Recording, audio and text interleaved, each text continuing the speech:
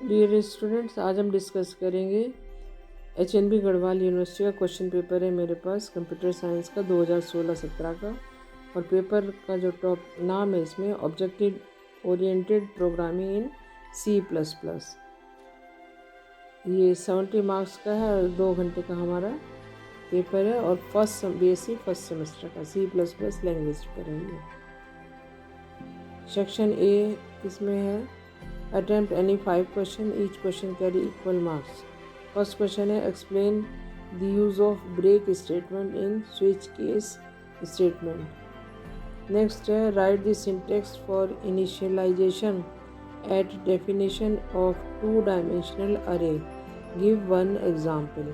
कोई भी suitable example देके इसमें समझाना है।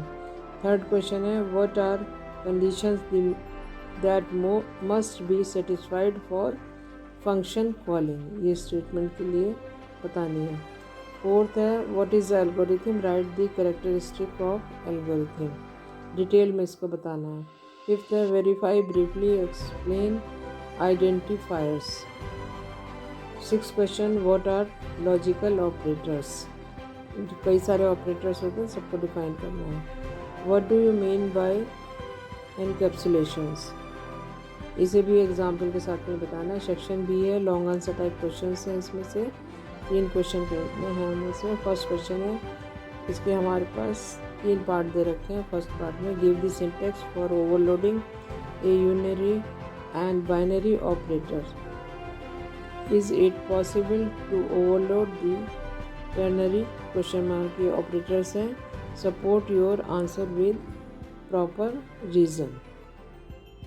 B है write a program to illustrate the overloading of a new and delete operators. What are the restrictions for overloading operators? Second question, explain term polymerism. What are the different forms of polymerism? What are the rules that need to be kept in mind while deciding virtual functions?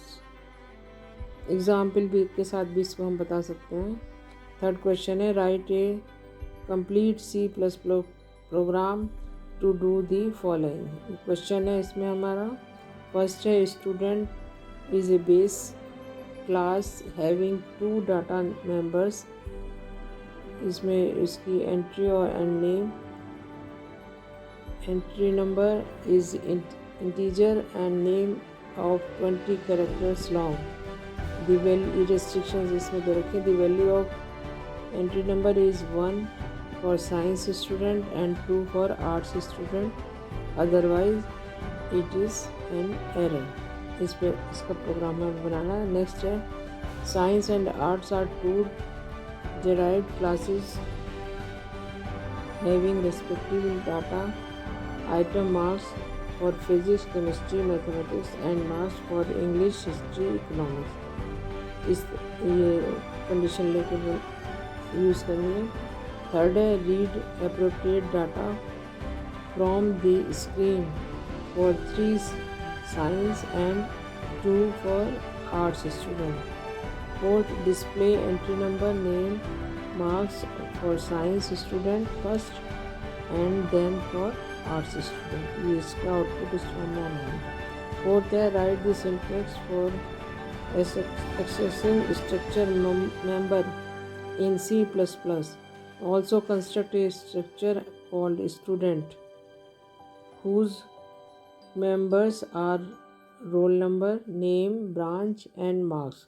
Use this structure in your program that will read student information and then display that information।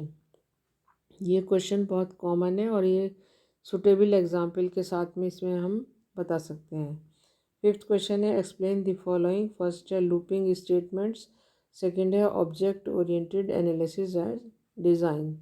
Six question है A part उसका what is object oriented programming, how does it differ from procedure oriented programming, ये theoretical question है। B part इसका what are static data members and static member functions, How do they differ from non-static data members and non-static member functions? ये table बनाकर भी बता सकते हैं, point wise इसमें डिफरेंस बताना है।